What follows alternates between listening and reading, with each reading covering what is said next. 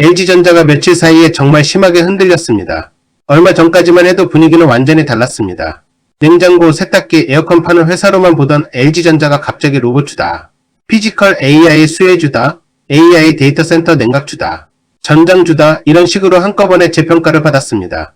그런데 바로 그 뒤에 3거래일 연속으로 크게 빠졌습니다. 고점 근처에서 들어간 사람 입장에서는 당황스러울 수밖에 없습니다. 이게 그냥 많이 올라서 쉬어가는 건지 아니면 시장에 너무 앞서간 기대감을 다시 걷어내는 건지 헷갈리는 구간입니다.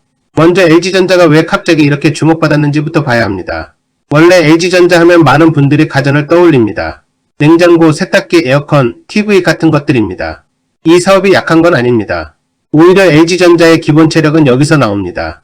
프리미엄 가전이 있고 에어컨이 있고 최근에는 구독형 서비스도 붙어 있습니다. 경기가 조금 흔들려도 완전히 무너지지 않게 버텨주는 힘이 이쪽에서 나옵니다. 그런데 최근 시장은 LG전자를 그냥 가전 회사로만 보지 않았습니다. 가전으로 기본 이익을 버티면서 전장으로 성장하고 AI 데이터 센터 냉각으로 새 시장을 열고 로봇과 피지컬, AI까지 붙을 수 있는 회사로 보기 시작했습니다. 이 그림이 갑자기 주가에 강하게 반영된 겁니다. 여기서 피지컬 AI가 뭔지 쉽게 풀어보겠습니다. 우리가 흔히 아는 AI는 화면 안에서 답을 해줍니다.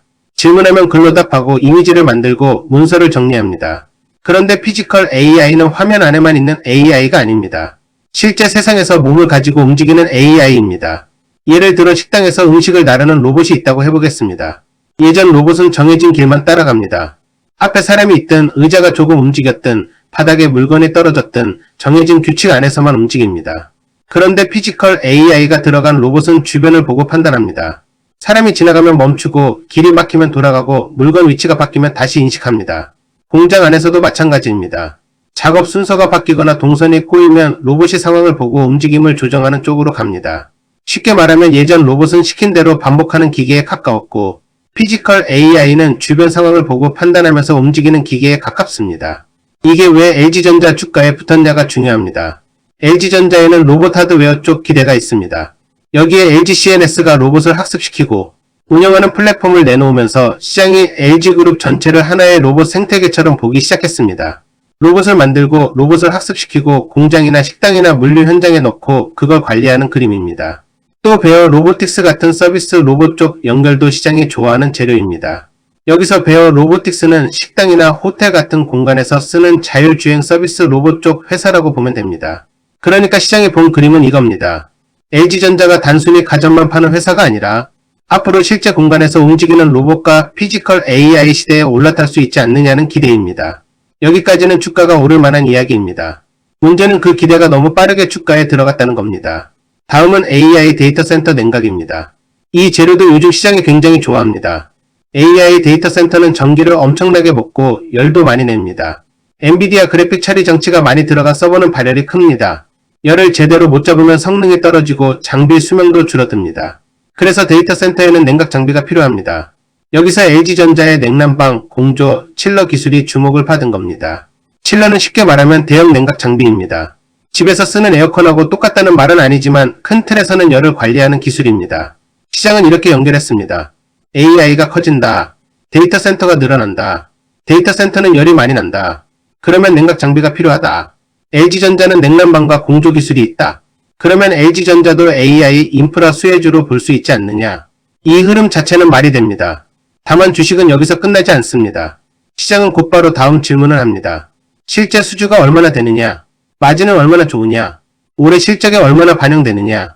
이 질문의 답이 나와야 주가가 오래 버팁니다. 전장도 같이 봐야 합니다. 전장은 자동차 안에 들어가는 전자장비입니다. 요즘 차는 그냥 이동수단이 아니라 움직이는 전자제품에 가깝습니다. 디스플레이, 통신, 인포테인먼트, 전기차 부품, 소프트웨어가 계속 중요해지고 있습니다. LG전자는 이 전장 사업을 오래 키워왔습니다. 아직 완벽하게 꽃이 핀 사업이라고 보기는 어렵지만 시장은 이쪽의 수익성 개선 가능성을 보고 있습니다.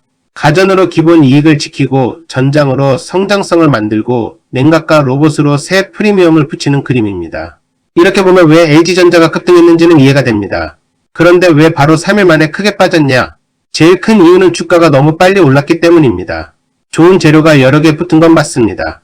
하지만 며칠 사이에 시장에 너무 많은 미래를 한꺼번에 가격에 넣었습니다. 그러면 고점에서 수익을 챙기는 사람이 나옵니다.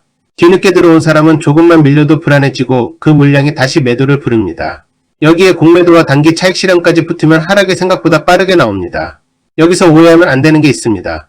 LG전자가 갑자기 나쁜 회사가 돼서 빠진 건 아닙니다. 오히려 사업 그림은 예전보다 더 흥미로워졌습니다.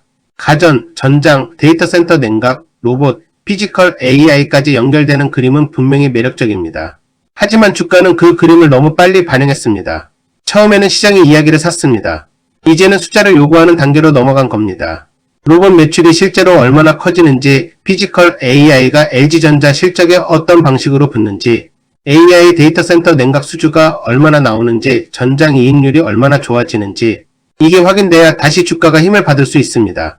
가격으로 보면 지금은 고점에 물린 사람과 저가에 다시 사려는 사람이 부딪히는 구간입니다. 최근 급락 과정에서 17만원대 중반까지 밀린 구간이 있었습니다. 이 구간을 다시 강하게 깨면 아직 매물 소화가 끝나지 않았다고 볼 수 있습니다. 반대로 19만원대 초반을 회복하고 버티면 급락세가 일단 진정되는 신호로 볼 수 있습니다. 더 강하게 살아나려면 21만원대 위로 올라와야 시장이 다시 재평가를 시도한다고 볼 수 있습니다. 지금 LG전자를 볼 때 가장 조심해야 할 착각이 두 가지 있습니다. 하나는 피지컬 AI라는 말이 붙었으니까 무조건 로봇처럼 계속 간다고 보는 겁니다. 아직은 기대가 먼저 붙은 구간입니다.